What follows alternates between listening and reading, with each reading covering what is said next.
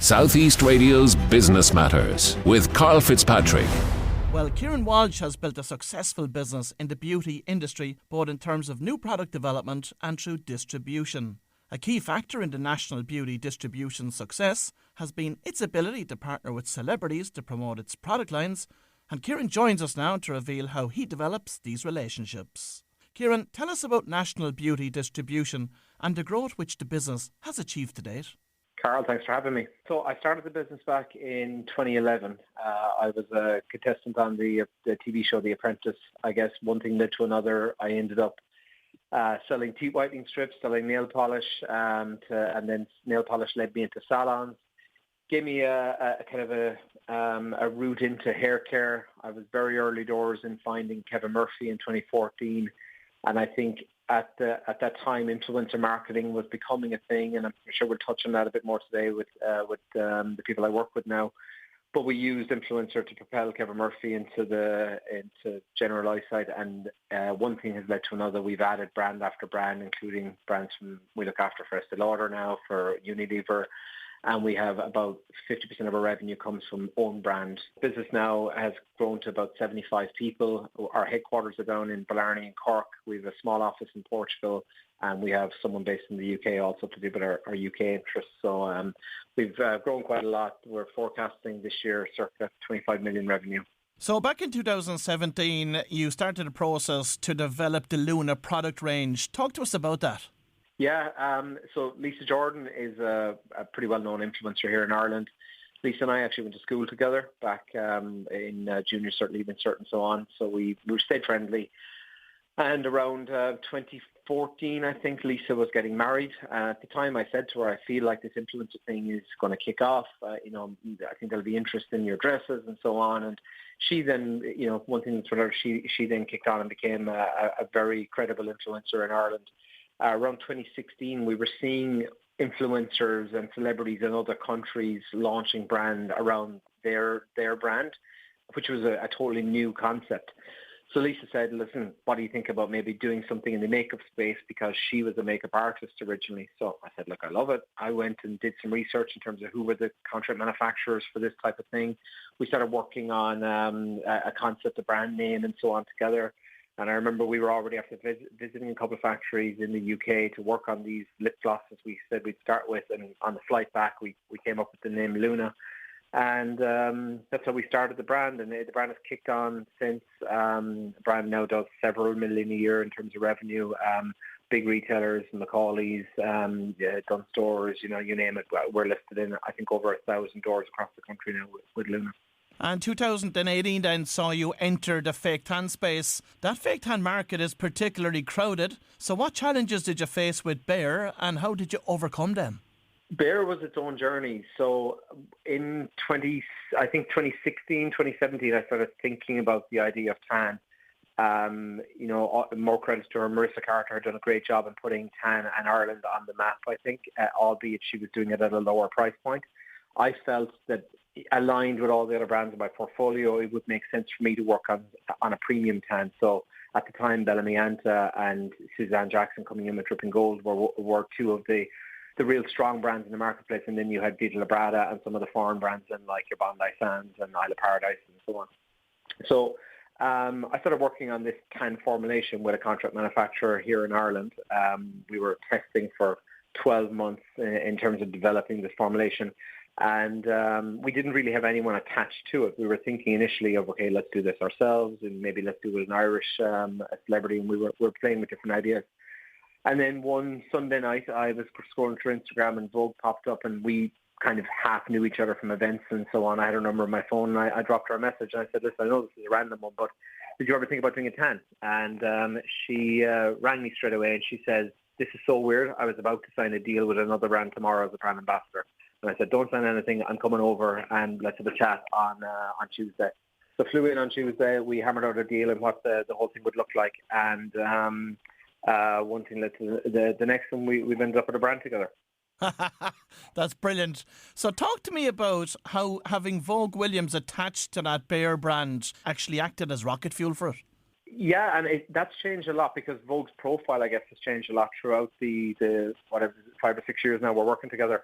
At the time, I suppose we liked Vogue from her Irish presence and with respect to her as a model, and as a face of the brand, physical face of the brand.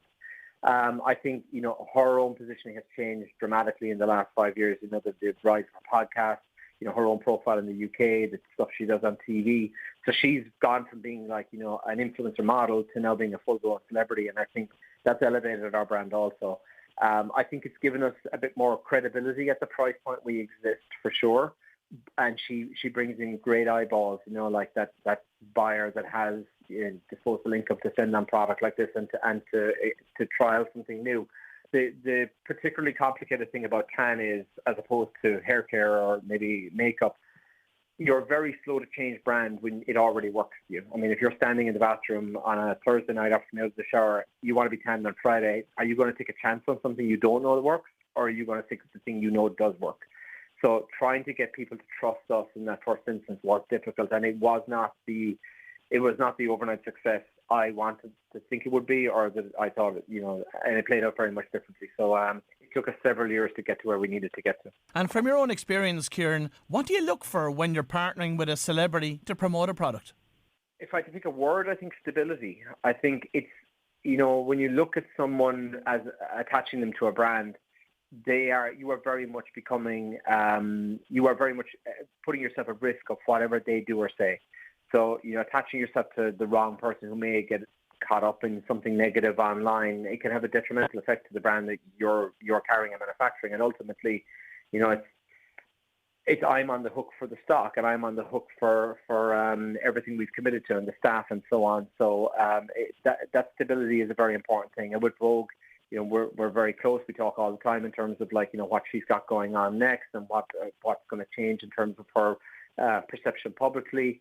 And that's a great relationship to have. I think you're looking for that open communication.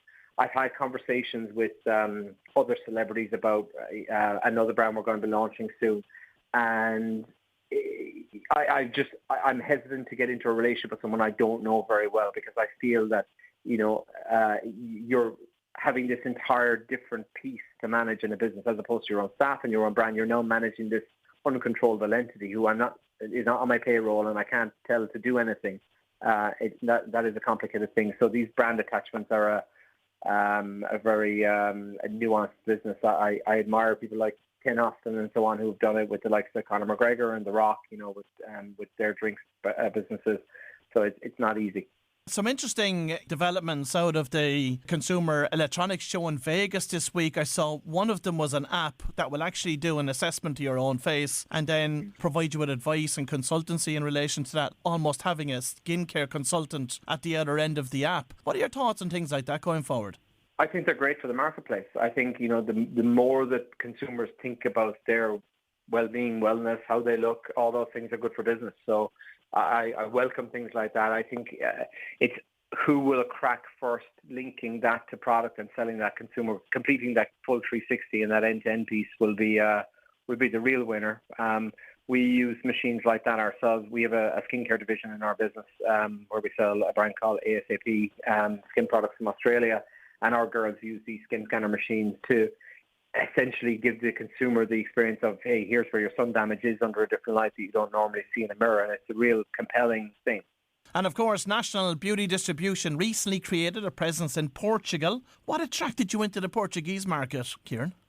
I guess for me, I look at the UK as the, I don't want to call it the end goal, but it's certainly a big part of the next step for a business like us. It's the most natural, next big market. It's our native language, and it's our neighbour next door. It's a huge market, 70 plus million people. They spend like we do. They have similar tastes and interests to what we have. I'm very conscious that there's a lot of guys have gone before me in the UK and have failed, and it's just purely down to the scale of the place. It's an enormous market. Although I'm getting better, I'm in the weeds on everything. And I felt that to try and launch something remotely in the UK, I would probably have to go there myself and be in the market, and then that my business here was going to suffer. And ultimately the business here is working very well. So I said, if I can do something remotely in a smaller market whereby, frankly, if it failed, no one was really watching, I felt that something like a Portugal might work. And it was by complete coincidence, I ended up having conversations with K18 and 11 Australia, which are two great brands we distribute here. And both of those were struggling in the Portuguese market. And I said, listen, if I head down there, would you guys give me a chance? And they said, look, we know you, we trust you. We know you're going to sell the product in the right place, then have at it. We headed down. We hired initially one person, then a second. Now we've hired a third. So I'll head down in a few weeks and work with them on their strategy for the next 6 months.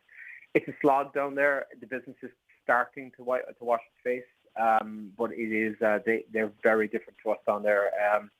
Makes me appreciate how hard Irish people work, I guess, when I head down there. And Kieran, ultimately, what's the goal for the business over the next 3 to 5 years? We just bought the building next door to us, actually, and my purpose of that was to put in a fully automated warehouse. I want to take our business to being of the quality and calibre of a world-class 3PL within our industry. And ultimately, I would love to be able to go to brands who are in Ireland right now, but maybe struggling with their marketplace, or maybe National Beauty's winning their market share, and go to them and say, hey, listen, we can manage all your supply chain. You're doing it out of the UK right now. That's not working. We can do it from here. But we also understand sales, education. We know the market. We know the customers. And to ultimately try and roll as much of the industry under one roof as I possibly can. Well, if you've just tuned in, that was Kieran Walsh from National Beauty Distribution. And we wish Kieran and the team every continued success with achieving their goals. Southeast Radio's Business Matters with Karl Fitzpatrick.